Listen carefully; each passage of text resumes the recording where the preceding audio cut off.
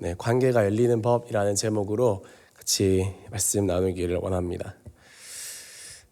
인생을 살면서 사람 간의 관계 그리고 대인 간의 관계는 매우 중요합니다. 어떻게 사람과 살아야 될지, 또 어떻게 인간관계를 열어가야 될지 우리 삶에서 마주치는 매일의 문제이고 또 우리의 현실이기도 합니다. 사람들의 대부분은 회사나 직장이나 또 어떤 곳이서든 일이라기보다는 사람 간의 관계로 인하여서 좋거나 힘든 것이 더 많습니다. 그러면 오늘 우리가 인생을 살아가면서 반드시 해야 할 대인관계와 또 인간관계를 어떻게 해야 되는 것인지 우리가 말씀을 통해서 다 볼 수는 없지만 잠시 중요한 것들을 살펴보려 합니다. 오늘 말씀에 보니까 남에게 대접받고자 하는 대로 남을 대접하라, 그렇게 말씀하고 있습니다. 인생은 메아리와 같습니다. 내가 보내준 대로 돌아오는 것입니다. 내가 한 것이 나에게로 돌아오는 것입니다. 메아리 쳐오기 때문입니다. 우리 한번 따라해 볼까요? 남을 성공시키면 내가 성공한다. 남을 축복하면 내가 축복을 받는다. 남을 사랑하면 내가 사랑받는다. 그렇죠. 인생은 메아리 쳐오기 때문에 내가 남을 성공시키고 남을 축복하게 되면 그 성공과 그 축복이 나에게로 흘러 들어오는 것입니다. 내가 남을 사랑하게 되면 그 사랑이 나에게로 흘러 들어오게 되는 것입니다. 이 반대도 되겠죠. 내가 남을 저주하면 그 저주가 나에게로 흘러 들어오게 되는 것이고, 내가 남을 비판하면 그 비판이 나에게로 흘러 들어오게 된다는 것입니다. 미국의 감리교회 목사님인 찰스 알렌 목사님이 성공자의 특징을 다음과 같이 요약했습니다. 첫 번째로 다른 사람에게 관심을 갖는다. 두 번째로 다른 사람을 비평하지 않는다.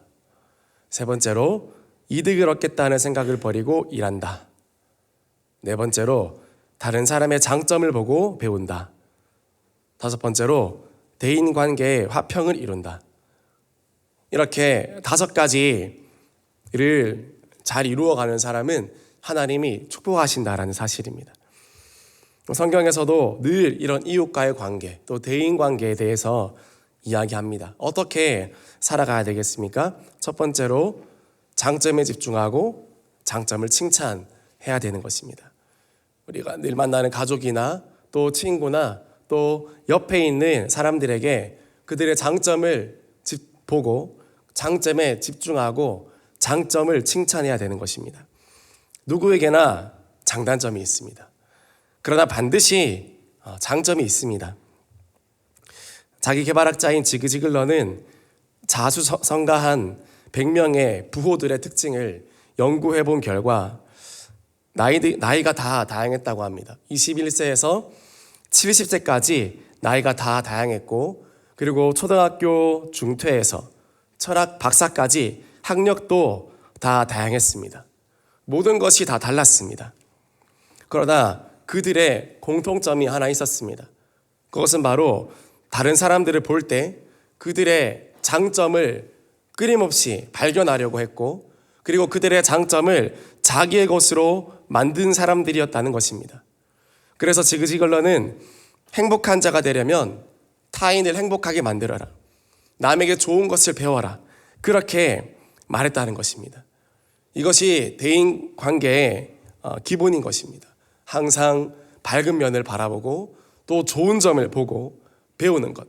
그러면 싫은 사람도 좋아하게 되어 있습니다. 그 사람에게 좋은 것을 배우기 위해서는 그 사람을 좋아하지 않으면 안 되는 것이기 때문입니다. 혹시 옆에 나랑 맞지 않고 또 거슬리고 좋지 않은 그런 사람들이 있습니까? 그러면 서로 칭찬하십시오. 저도 가정에서 집에서 있다 보면 아내와 또 이런저런 갈등이 있을 때가 있습니다. 그러면 저희가 하는 방법은 이겁니다. 서로 칭찬하기 놀이합시다. 그러면 그때부터 잘 보이지 않던 칭찬을 하려고 노력하게 되죠. 이런 장점, 당신이 이런 장점이 있는 것 같아요. 당신이 이런 장점이 있는 것 같아요. 그러면 그 전에 기분 상했고 나빴던 일들도 칭찬하다 보면 어느새 나보다 좋은 것이 많구나.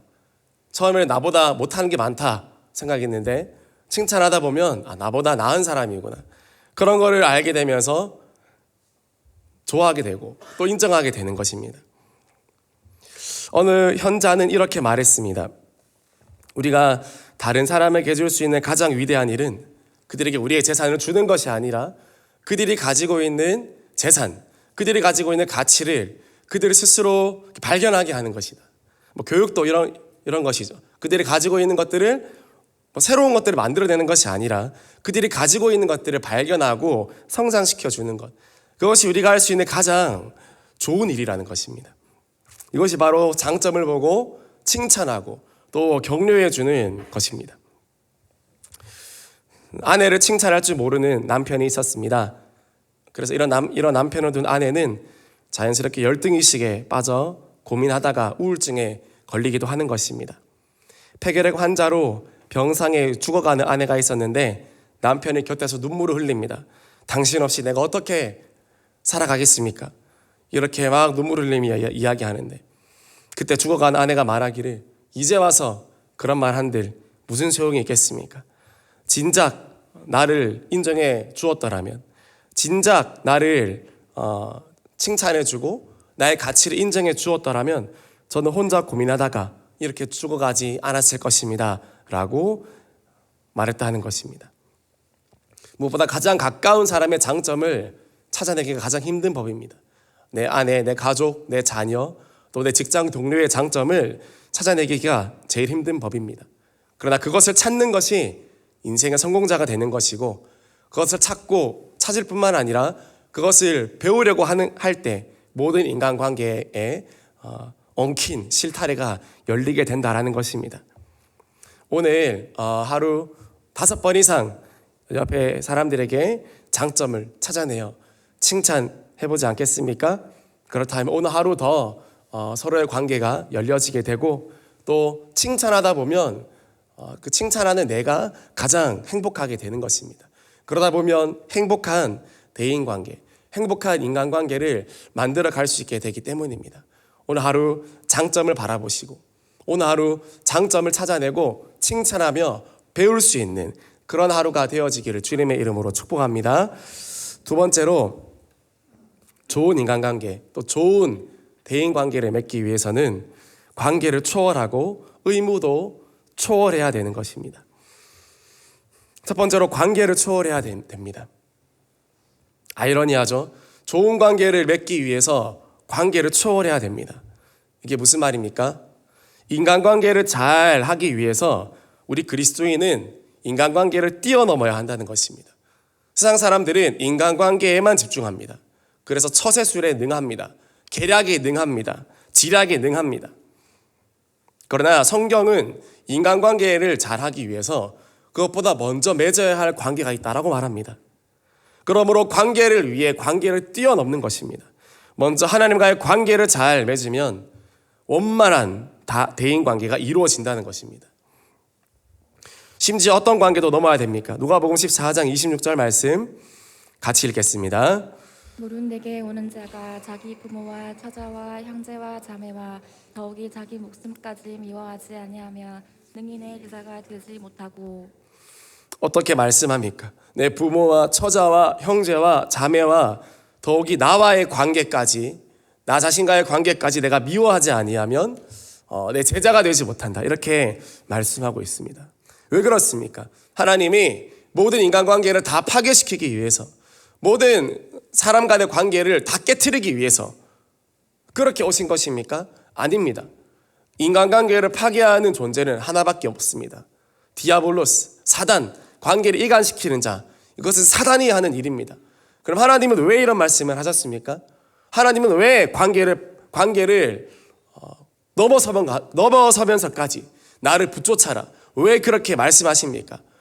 하나님께서는 정말 관계를 중요하게 여기시기 때문에 사람들 간의 관계보다 나와의 관계, 하나님과의 관계를 먼저 붙잡아라 라는 것을 강조하기 위해서 이렇게까지 말씀하신 것입니다. 사람이 두려워서 하나님과의 관계에 소원하기 시작하면 결국 그 사람도 놓치게 됩니다. 왜냐하면 관계의 근본은 하나님이시기 때문입니다. 사람 때문에 하나님을 놓치는 것, 가장 안타까운 일입니다. 청년들 중에 이런 이야기를 종종 듣습니다. 목사님, 술자리에서 제가 관계를 위해서 술 한잔 하는 거는 괜찮지 않을까요? 취하지도 않는데 그냥 한잔 하는 건데 이거를 위해서 이것만 해주면 사람들이 더 교회를 사랑하게 될 것 같고 또 기독교인들을 더 넓은 사람으로 인정하게 될 것 같고 그래서 관계도 더 좋아질 것 같고 전도도 더 잘 될 것 같아요. 술 한 잔이면 그러면 잘 될 것 같습니다. 그렇게 이야기합니다. 그러나 우리가 사람 간의 관계 때문에 하나님과 나와의 미리 설정된 정말 깨끗한 그 거룩한 관계를 양보할 수 없는 것입니다. 설령 지금 내 눈에 잠시 관계가 틀어지고 또 누명을 씌운다 할지라도 가장 하나님과 관계를 신경 쓰면서 하나님과 관계를 지켜나가면 그 관계를 뛰어넘으면 하나님께서 그 관계를 이루어 가실 줄 믿습니다. 관계를 맺게 하시는 분은 내가 아닙니다. 관계를 맺게 하시는 분은 하나님이십니다. 사람을 붙여주시는 분은 하나님이십니다. 내가 어떤 마케팅을 잘해서 내가 잘 애살 있게 다가가서 그래서 그 사람이 나에게 다가오는 것이 아니라 내가 하나님과의 관계를 소중히 여긴다면 인간적인 방법을 동원하지 않는다 할지라도 하나님이 좋은 사람 붙여주시고 필요한 사람 붙여주시고 그렇지 않으면 오만 사람 다 붙습니다. 필요 없는 사람, 해가 되는 사람, 지금은 좋아 보이지만 결국에는 뒤에서 뒤통수를 때릴 사람, 오만 사람 다 붙습니다. 그런 사람 말고 정말 필요한 사람, 정말 중요한 사람이 붙으려면 먼저 하나님께 우리가 나아가야 됩니다. 그래야지 내 인생에 덕이 되고 득이 되고 정말 좋은 사람이 붙는 것이죠. 그래서 마당발이 좋은 게 아닙니다. 이 사람 저 사람 친하고 저 사람 이 사람이랑 맨날 이야기하고 다니고 다 친한 이거 좋은 거 아닙니다. 하나님이 붙여주는 사람과 인간관계를 맺어가야 될 줄 아는 겁니다. 그런데 이런 사람에게 어떤 일을 합니까? 마가복음 10장 30절에 빨간 글씨 같이 읽겠습니다. 시작. 한세에 있어 집과 형제와 자매와 어머니와 자식과 전토를 100배나 받되 결국 하나님의 목적은 다 주는 것입니다. 내가 하나님과의 관계를 위해서 인간과의 관계를 뛰어넘을 때 하나님께서 전토와 자식과 어미와 자식을 아비를 다 돌려주시겠다고 그렇게 이야기하고 있지 않습니까? 교회 나올 때 교회 나오는 것으로 말미암아 외톨이가 되는 것 같습니까? 저는 교회에 나와서 이제 세상 친구 다 끊었어요. 그래서 사실 외로워요. 저 옛날에 마음 나눌 사람 다 끊었어요. 외로워요. 이렇게 말하는 성도님 계십니다. 그러나 그럴 필요 없습니다. 우리가 하나님과의 관계에 집중하면 정말 이 영적 가족 안에 참된 관계를 맺어가게 되고 또 하나님이 우리의 필요한 관계를 다 채워주실 줄 믿습니다. 교회 안에서 그런 아름다운 관계를 이루어가는 것입니다.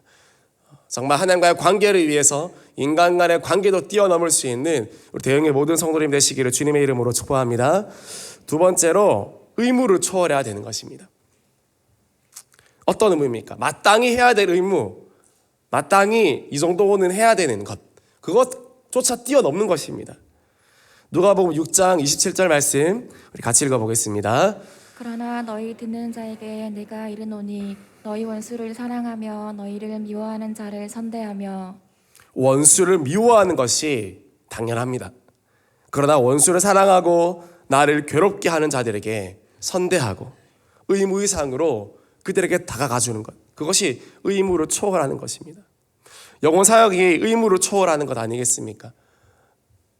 그럴 마음이 없는 사람에게도, 그렇게 보이지 않는 사람에게도, 그럴 가능성이 없어 보이는 사람에게도 우리가 섬기고 기도하며 베풀며 사랑하고 기도해 주는 것입니다. 의무 이상으로 사랑하는 것입니다.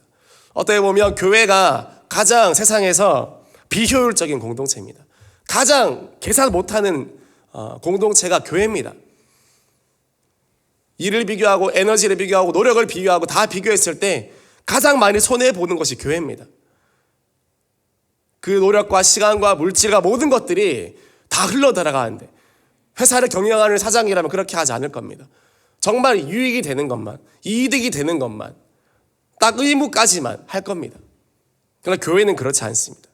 교회는 정말 세상에 보기에 가장 비효율적이고 정말 가장 많은 거룩한 낭비를 하는 것입니다. 그러나 그것을 통해서 하나님께서 채워주시는 역사가 있게 되는 것입니다. 아멘이십니까? 의무 이상으로 일하라는 것입니다. 요셉은 의무 이상으로 일을 해서 축복받았습니다. 요셉은 아버지 집에 있을 때 의무 이상으로 아버지께 순종했고 아버지께 일했습니다. 야곱이 요셉에게 말했습니다. 요셉아, 형들이 양 치러 갔다. 좀 보고 오너라. 세겜에 있어, 세겜. 세겜까지 가서 형들이 양을 잘 치고 있는지 보고 오렴. 그렇게 했습니다. 그래서 요셉이 세겜까지 갔습니다. 근데 그 전부터 형들과의 관계가 이상한 걸 알고 있었습니다. 자꾸 꿈 얘기를 했거든요.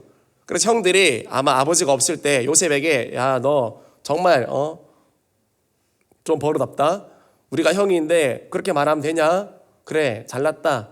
뭐 아빠가 너만 좋아하지? 이런 말들 많이 들었을 것입니다. 그래서 처음부터 이 요셉도 형들과의 관계가 좋지 않았을 것입니다. 마음에 캥기는 것도 많았을 것입니다. 세겜까지 갔어요. 근데 세겜에 없었습니다. 저 같았으면 없구나. 그래, 형들 보기도 좀 껄끄럽다. 가면 또 욕먹을 텐데 그냥 집에 돌아가서 아빠 세겜이 없던데요? 아마 딴 데 갔을 것 같아요 라고 이야기해야지라고 저는 아마 그 생각했을 것 같아요. 그런데 요셉은 어떻게 말했습니까? 요셉은 그 형들을 끝까지 찾았습니다. 창세기 37장 16절에서 17절 말씀 우리 같이 읽어볼까요? 시작. 그가 이르되 내가 내 형을 찾으오니 청하건대 그들이 양치는 곳을 내게 가르쳐 주소서. 그 사람이 이르되 그들이 여기서 떠났느니라. 내가 그들의 말을 들으니 도단으로 가자 하더라 하니라. 요셉이 그의 형들의 뒤를 따라가서 도단에서 그를 만나니라. 요셉은 세겜에 머물지 않고 도단까지 내려갔습니다. 우리 인생도 마찬가지입니다. 시키는 세겜까지 가는 사람이 있고 시키지 않은 도단까지 내려가는 인생이 있는 것입니다. 인간적인 관점으로 보면 도단까지 가는 건 너무 의무 이상입니다. 그럴 필요 없는 것입니다. 오히려 결과적으로 그것 때문에 불행이 닥쳤습니다. 그러나 하나님은 이 모든 것들을 기억하셨습니다. 그래서 요셉을 선대하시는 것입니다. 여러분 어떻습니까? 나는 세겜까지 가는 인생입니까? 아니면 도단까지 내려가는 인생입니까? 하나님 내게 말씀하실 때 그저 세겜에서 머무르면서 할 일 다 했다라고 하는 사람입니까? 아니면 시키지 않았지만 아버지의 마음을 알고 아버지의 마음이잖아요. 도단까지 내려가는 건 아버지의 마음이 야곱의 마음입니다. 요셉의 마음은 사실 세겜까지 가는 거였어요. 껄끄러우니까. 그러나 야곱의 마음, 아버지의 마음을 알았던 요셉은 도단까지 내려갔습니다. 우리들도 마찬가지입니다. 우리도 내 마음 가지고 살아가지만 그래서 세겜에 머무르지만 하나님 아버지의 마음을 알게 되면 하나님이 말씀하지 않아도 하나님의 마음이 뭔지 알겠구나 말하면서 우리는 도단까지 스스로 내려가게 되는 것입니다. 그럴 때 하나님이 축복하시는 것이고 하나님이 선대하시는 것입니다. 저와 여러분이 하나님 아버지의 마음을 알아들이는 저와 여러분이 되기를 소망합니다. 의무 이상으로 순종하고 의무 이상으로 나아갈 때 그렇게 되는 것입니다. 보디발의 집에서 요셉은요, 그래서 의무 이상으로 또 성실히 일해서 가정의 총무가 되었고, 그러나 그것 때문에 또 억울한 일을 당했고, 세겜에서 열심히 일해서 억울한 일 당했는데 가정 총무가 되어서 열심히 일하니까 또 억울한 일 당하고, 그만할 법한데, 그러나 그럼에도 불구하고 요셉은 의무 이상으로 살기를 멈추지 않습니다. 이것이 사명인 것입니다. 사명자의 삶은 의무 이상으로 살아내는 것입니다. 그냥 시키는 자리, 그 자리에 안주하는 것이 아니라 의무 이상으로 보고 말하고 행동하는 것입니다. 감옥에 가서도 의무 이상으로 일하니까 그 감옥의 총무가 되었습니다. 자기 몸 돌보기도 바쁜데 주변 사람들 다 돌봤습니다. 그런데 또 2년 동안 잊혀졌습니다. 또 무시당하고 또 사람들에게 버림받았습니다.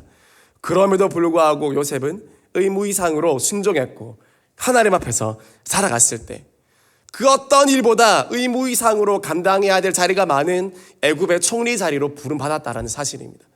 애굽의 총리 자리로 부르시기 위해서, 그 자리로 인도하시기 위해서 하나님은 끊임없이 요셉에게 의무 이상으로 하나님을 섬기고 사람을 섬기고 환경을 섬기는 법을 훈련시키시고 또 훈련시키시고, 비록 순간적인 단타적인 결과가 보이지 않고 결과가 좋지 않았다 할지라도 하나님이 요셉을 훈련시키시면서 그렇게 종으로 또 죄수로 또 성폭행범으로 그런 식으로 몰려감에도 불구하고 하나님 앞에서 옳은 일을 끝까지 감당했을 때 하나님이 축복하셨다라는 사실입니다. 우리 대형교회 곳곳에서 의무 이상으로 일하시는 그런 성도님들이 참 많습니다. 그래서 교회가 축복을 받는 것입니다. 2023년도에도 우리 교회 곳곳에서 정말 의무 이상으로 또 교회를 섬기며 또 영혼을 섬길 때 하나님께서 우리에게 더 많은 것들을 맡겨주실 줄 믿습니다. 가정 총무에서 감옥의 총무에서 한 나라의 총무로 불러주시는 것입니다. 그럴 때 하나님이 축복하시고 인간관계를 열어주시는 것입니다. 그럴 때 다 회복됐습니다. 요셉의 인간관계, 형들과의 얽혀있던 아버지와 얽혀있던 그 모든 인간관계를 다 해결하시고 열어주시고 마지막에는 회복시켜 주시지 않았습니까? 오늘도 주님 앞에 관계와 의무로 초월해서 하나님 앞에 정말 축복된 관계, 축복된 사명을 얻어내는 저와 여러분들이 되어지기를 주님의 이름으로 축복합니다. 마지막으로 주는 자가 복이 있습니다. 줄 때 관계가 열리고 대인 관계가 열리고 사람 간의 관계가 열리는 것입니다. 누가복음 6장 38절 말씀 같이 읽겠습니다.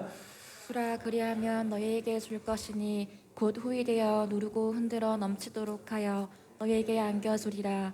너희가 헤아리는 그 헤아림으로 너희도 헤아림을 도로 받을 것이니라. 사람과의 법칙에서도 그리고 하나님과의 법칙에서도 동일합니다. 하나님께 드리는 자는 결국 하나님과 좋은 관계를 맺게 되며 또 하나님께로부터 더 좋은 것을 받게 되는 것입니다. 슈바이처 박사, 조지 뮬러, 테레사 수녀, 이 땅에 많은 섬김을 산 사람들, 그 사람들은 세상으로부터 받은 사람이 아니라 세상에 준 그런 사람들이었습니다. 오늘 내가 주어야 할 것은 무엇입니까? 오늘 내가 또 흘려보내야 할 것은 무엇입니까? 아무리 작은 일이라도 또 아무리 어린 영혼이라 할지라도 내가 줄 수 있는 것이 있다면 그것이 행복한 인생이라고 하나님은 말씀하시는 것입니다. 그것이 가장 큰 사명이라는 것이라고 하나님이 말씀하시는 것입니다. 오늘도 흘려보낼 것이 있습니까? 또 그런 자리가 있습니까? 여러분은 복된 자입니다. 자꾸 받으려고만 그리고 가지려고만 해보십시오. 마음의 부족함과 결핍과 불만과 공허함이 더욱 커지게 될 것입니다. 그러나 주려고 해보십시오. 작은 것을 주었다 할지라도 우리 마음에는 큰 기쁨으로 넘치게 될 것입니다.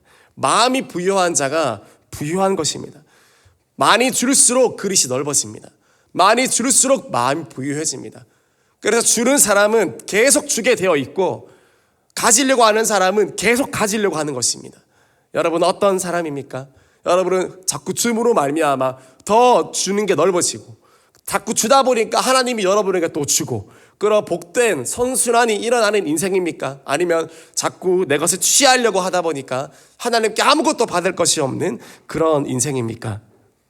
우리가 하나님께 받은 것을 마음껏 흘려보내서 하나님께로부터 더 좋고 큰 것을 받아 누리는 저와 여러분이 되어지기를 소망합니다.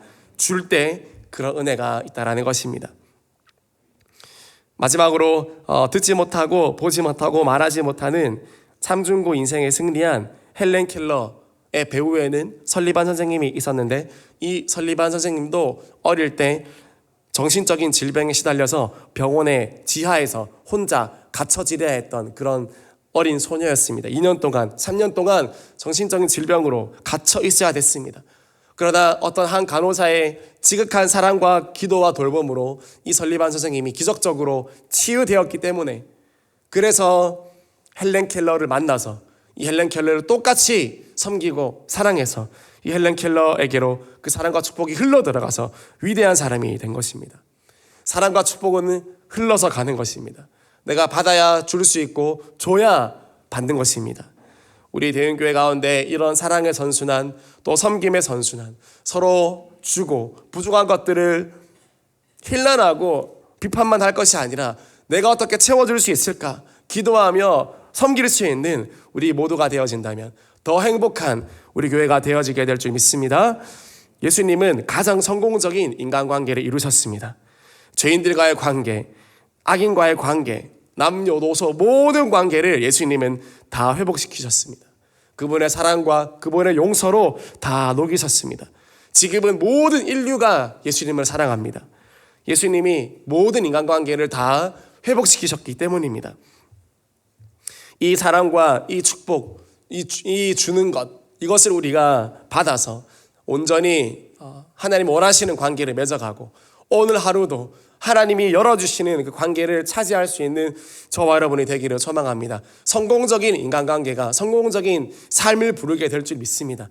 결국 인생은 또 사람과의 관계, 인간과의 관계인데 정말 하나님을 차지할 때 이 사람도 차지하고 또 이 사람 간의 관계도 더 활짝 열어지게 되는 놀라운 일이 일어나게 될 줄 믿습니다. 오늘 하루 하나님 이런 축복을 우리에게 허락해 달라고 우리 함께 시간 새벽에도 기도하며 나아가기를 소망합니다. 우리 같이 기도하겠습니다.